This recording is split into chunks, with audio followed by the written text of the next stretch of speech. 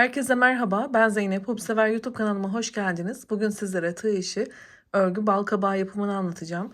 Bugün anlatım yaparken kadife bir iplik kullanıyorum. Daha önce sizlere koton ipliklerle de anlatmıştım arkadaşlar. Balkabağı tariflerim var. Onu da bu videomun sonundaki kartlara tıklayarak bulabilirsiniz. Diğer modellerimden de belki yapmak isterseniz farklı ipliklerle. Bir adet kadife ipe ihtiyacımız var. Diğer renklerimizden ise çok az miktarda gerekli arkadaşlar.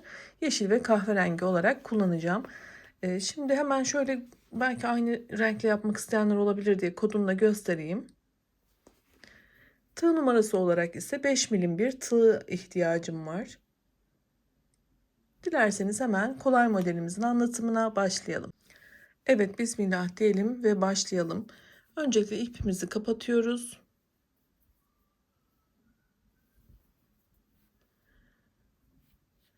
Ve zincir yapımıyla başlayacağız arkadaşlar. Bu şekilde uç uca zincirler yapacağız.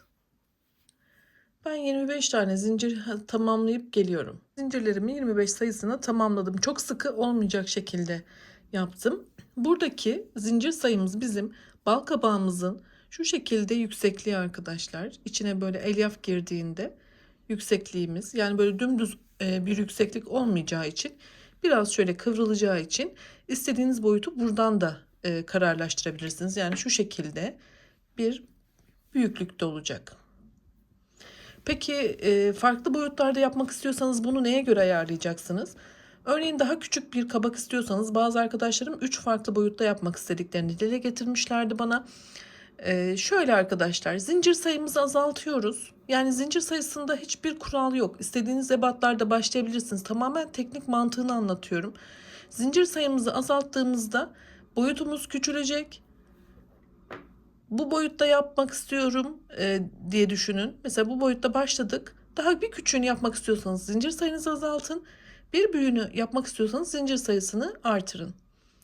Boyunu zaten yine videomun içerisinde anlatıyor olacağım. Yani boyutlandırmayı tamamen buradaki zincir sayımıza göre yapıyoruz. Tabi sizler kadife iple değil farklı bir iplikle yapıyorsanız yine zincir sayısına takılmayın. İpinizin türüne göre zincir sayılarında farklılık gösterebilir ya da el sıkılığımızdan dolayı farklılık gösterebilir. Ben şimdi bunu biraz yaptıktan sonra size ölçüsünü de vereceğim. Oldukça kolay. Mantığını anladıktan sonra dediğim gibi istediğiniz boyutlandırmalarda farklı kabaklar yapabileceksiniz.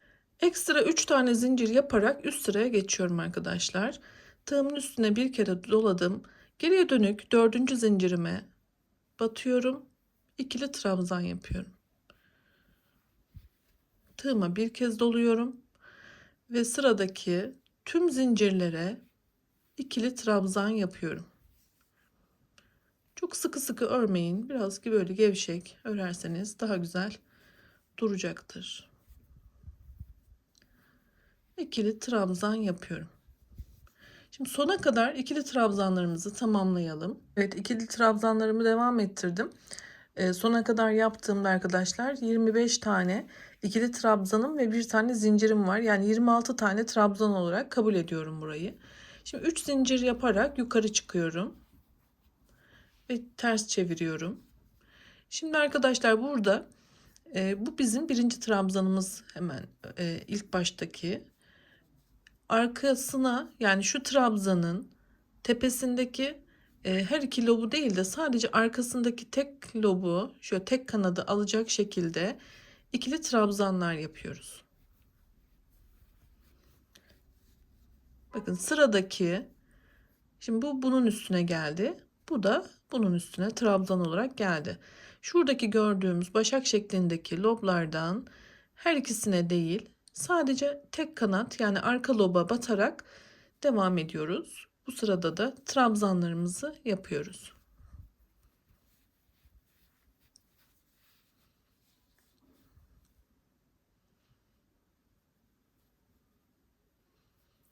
Şöyle atlamadan hepsine sadece arka loblardan ikili trabzan. Bu sıramızı da bu şekilde tamamlıyoruz. Başlangıçtaki zincirimizle birlikte yine 26 sayısını takip edeceğim. Zincirimi yapacağım. 25 tane de ikili trabzan yapacağım. 26 sayısında sabit kalarak Şu başlangıç kısmına kadar ilerleyeceğim. Yapıp geliyorum. Evet, sıramın sonuna kadar ilerledim. Bu sonda da arkadaşlar her iki kanadını alarak batalım ki şöyle daha düzgün ve muntazam olsun bu kısım. Ve burayı da tamamladık. Yani 26 sayısıyla devam ediyorum. Bir tane zincirim var. 25 tane de trabzanım.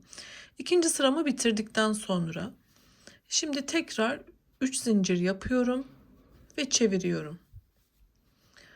Yine aynı şekilde ikinci sırada olduğu gibi ikinci trabzanın tepesinden ama arka lottan sadece tek kanattan alıyorum.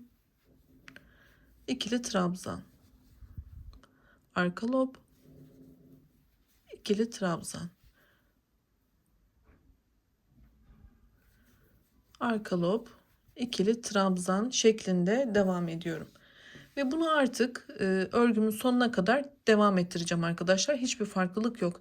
Her sıraya çıktığımda 3 zincirle yükseleceğim ve arka lobdan ikili trabzan yaparak devam edeceğim. Burada tek dikkat etmemiz gereken sayılarımızda artırma ya da eksiltme yapmayalım ki modelimiz yamulmasın.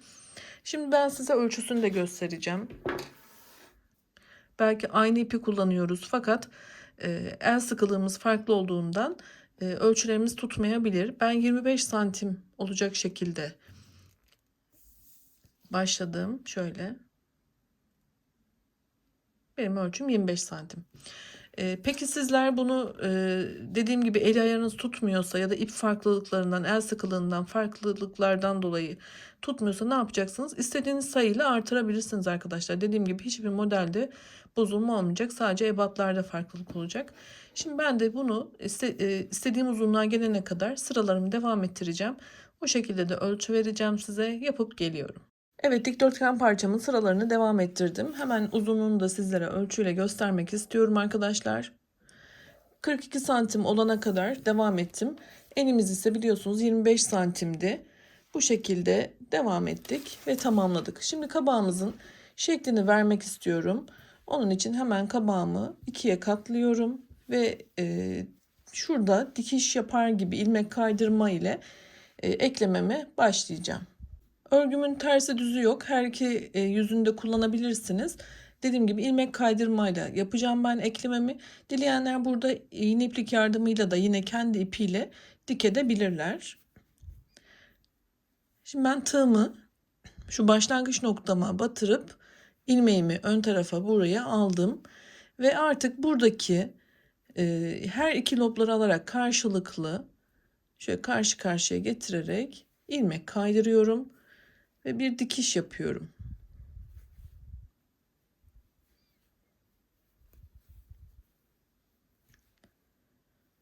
Şöyle karşılıklı alarak ilmeği kaydırıyorum. Bakın şurada iki parçayı, iki ucu birbirine ekliyoruz. Bunu şu köşeye kadar devam ettirelim. Evet, başlangıç kısmına kadar devam ettim. Şurada da artık ipimi kestim ve bir iğne yardımıyla şimdi dikiş yapacağız arkadaşlar. Öncelikle buradaki ilmeğimin içerisinden ipimi geçirerek burayı bir düğümleyelim. Şimdi kabağımızın sadece şu kenarında bir birleştirme yapacağız. Burayı dikeceğiz. Onun için arkadaşlar yine aynı şekilde devam ediyorum. Bakın ters yüzü burası. Şöyle tel yapar gibi bu kısımda ipimizi yürüteceğiz iğne yardımıyla.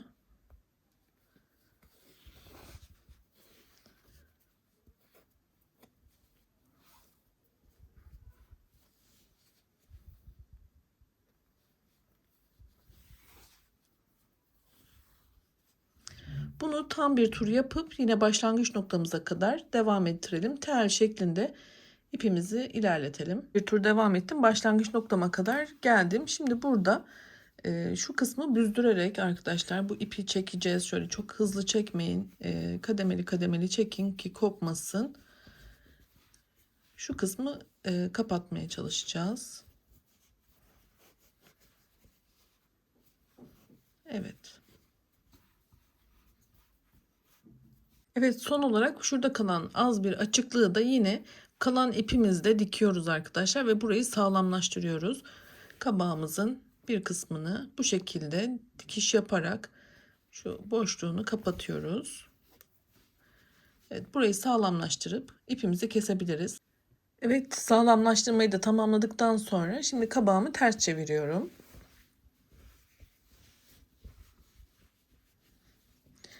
İçerisine elyafımızı koyalım.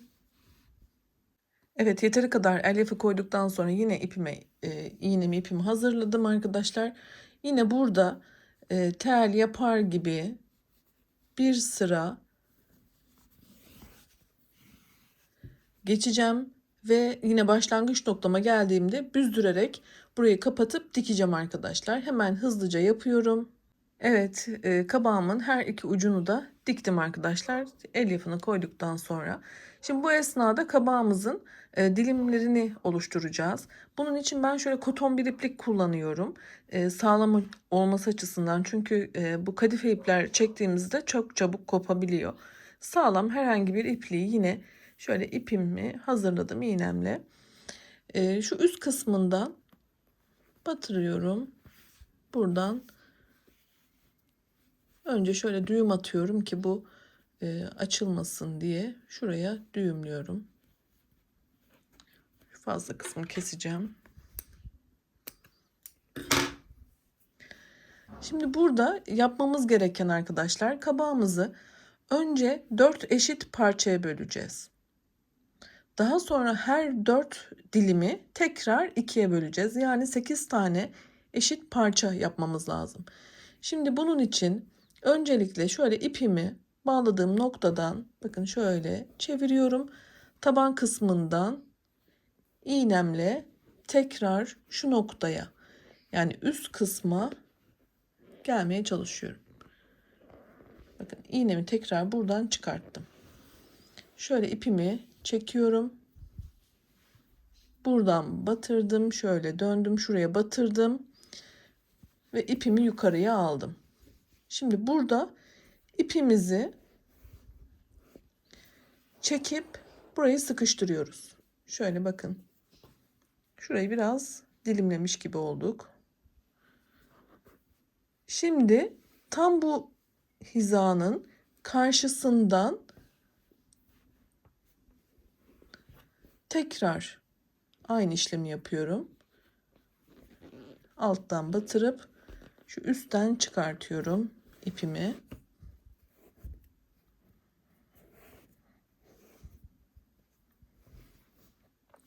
Hemen bakalım. İlk ipim burada, diğeri karşısında bakın. Şimdi orayı da çektiğimde kabağımı şöyle ikiye ayırdım şu an. Bakın şuradan ve şuradan. Şimdi 4'e ayırmak için şu kısımdan devam ediyorum.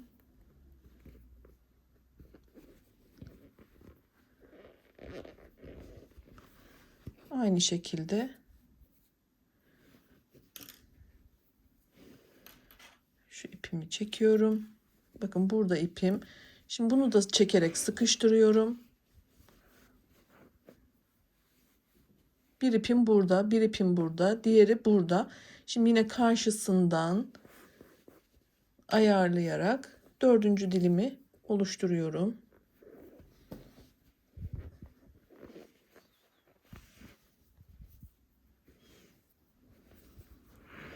Bunu da çektim. Şu an kabağım 4 parça ayrıldı. Bakın şöyle 4. Şimdi bunu devam ettireceğim. Nasıl? 4 parçayı ayırdık. Şuradaki bir dilimi de yine 2'ye ayıracağım. Şu şekilde aynen devam edeceğim. Burayı bitirdikten sonra diğer parçayı da yine aynı şekilde devam edeceğim. Sonra diğerini ve en son diğerini, yani 8 tane parçaya ayırmış olacağım. Yine iğneyi alttan yukarı çıkartarak 8'e bölmüş olacağız arkadaşlar. Ben de hızlıca yapıp geliyorum. Evet, ben kabağımı tamamladım arkadaşlar. 8 eşit parçaya böldüm. Şöyle hemen sizlerle sayalım. Bakın şurası 1, 2, 3, 4, 5, 6, 7, 8. Ve şöyle diktim. En son Şimdi kabağımıza bir de yaprak yapacağız. Hemen ona başlayalım. Şöyle biraz pay bırakarak ipimi kapatıyorum. Bu esnada arkadaşlar ben 4 milim bir tığa geçtim. Biraz daha ince bir tığ bu. Şimdi zincir yapıyorum.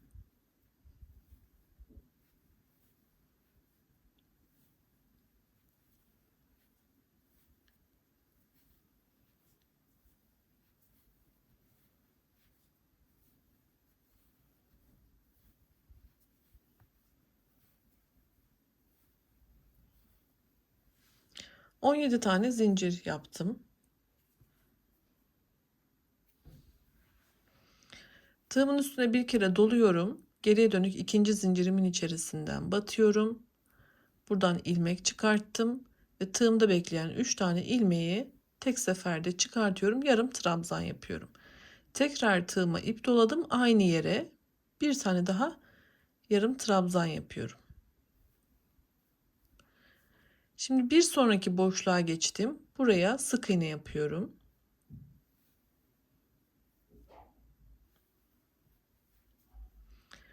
Bir sonraki boşlukta zincirde yine 2 tane yarım trabzan. Şöyle görmeniz için orayı hiç bırakmadan yapacağım. Bakın aynı yerdeyim hala.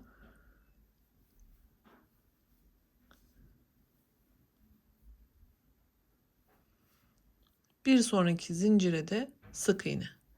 Bu şekilde başlangıç noktasına kadar devam edeceğiz. Bir zincire 2 tane yarım trabzan, bir zincire sık iğne.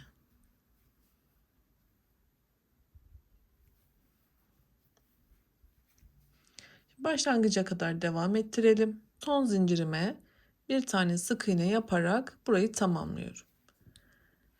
Şu şekilde arkadaşlar. Şimdi bunu şöyle çeviriyoruz. Hem çekip hem şöyle çeviriyorum arkadaşlar.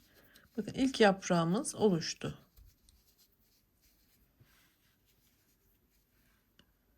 Bu şekilde şöyle yaprak sarkacak. Şimdi ikincisini de yapacağız. Yine bu kısımda 12 tane zincir yapacağım şimdi.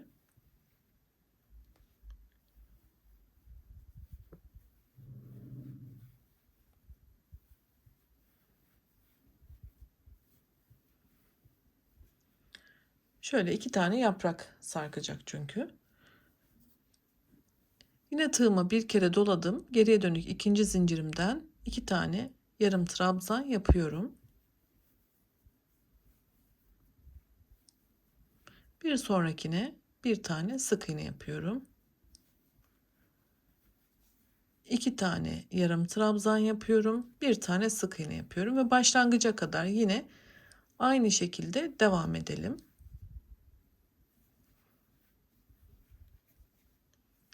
Buradaki tüm zincirleri tamamlayalım. Evet, burayı da tamamladım. Yine bunu da şöyle çevireceğim. Şeklini vereceğim arkadaşlar.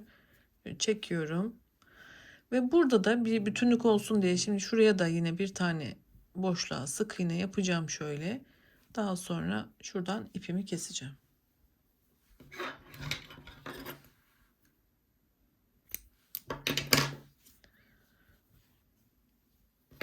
Bu iki ipi de yine şöyle düğüm atalım.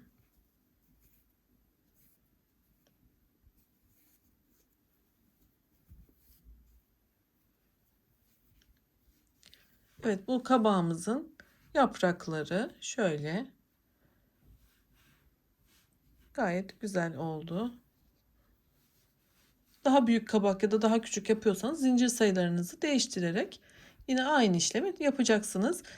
Şunu da buraya dikeceğiz arkadaşlar. İsterseniz böyle tığ yardımıyla boşluğa da düğümleyebilirsiniz ya da dikebilirsiniz. Şimdi kabağımıza bir de sap yapalım arkadaşlar. Kahverengi ipimle başlıyorum.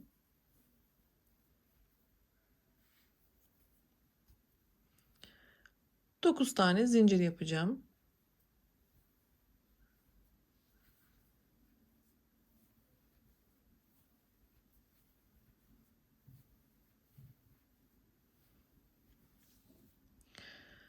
Şimdi 8. zincire geriye dönük batacağım. Buraya bir sık iğne yapacağım. Bu 1. Devam ediyorum. 2. Sık iğne yapıyorum. Yani bir tane ilmek çıkartıp ikisini tek seferde topluyorum. 3, 4, 5, 6, 7 ve 8. Bir süre çıkarken bir tane zincir yapıp ters çeviriyorum. Şimdi yine başlangıçtan itibaren başlıyorum. Şuradan başlayalım. 8 tane sık iğne yapıyoruz arkadaşlar.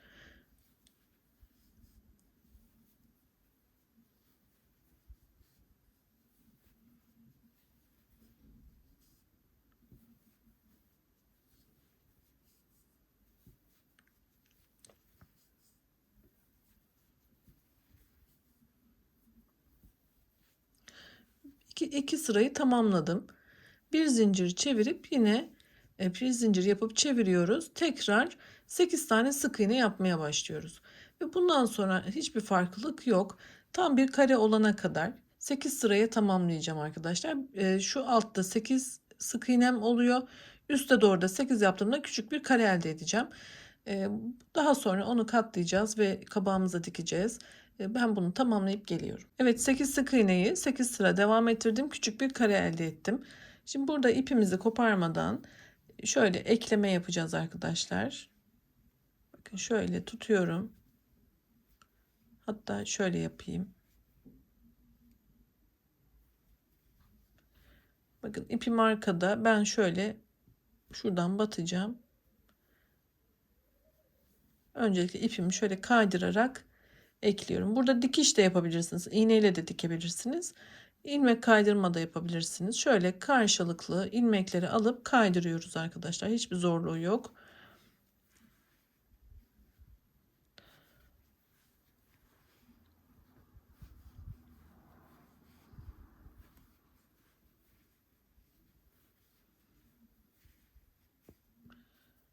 Şu ipi de içine koyalım.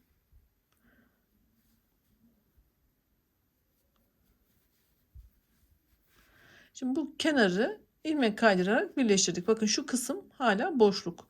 Şu tepe kısmını da yine ilmek kaydıracağız. Yani şöyle iki kenarını eklemiş olacağız.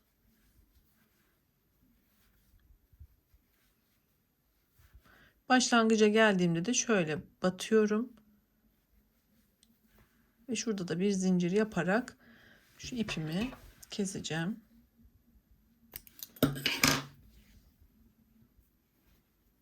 Bakın şu iki kenarda ekleme yaptım. Daha sonra şu boşluktan tığım yardımıyla şöyle içe giriyorum. Bu ipi içe çekiyorum. Ve burada temiz bir görüntü oluşsun istiyorum. Şöyle. Elinizde de şöyle bir form verin. Evet, sapımız da hazır. Bu kadar. Şimdi bunu iğne iplik yardımıyla dikeceğiz arkadaşlar şu kısma. Önce yaprağımızı, daha sonra sap kısmını dikeceğiz. Ben de yapıp geliyorum. Evet, kabağımın dikiş işlemini de tamamladım. Ben dikiş ipi kullandım arkadaşlar. Hemen şöyle bakalım. Oldukça güzel oldu. Daha önce sizlere koton iplikle de tarif hazırlamıştım. Onu da bu videomun sonuna ekleyeceğim. Oradaki kartlara tıklayarak diğer videolarıma da göz atabilirsiniz. Beni izlediğiniz için çok teşekkür ediyorum. Yeni videolarda görüşmek ümidiyle. Sağlıkla kalın, hoşça kalın.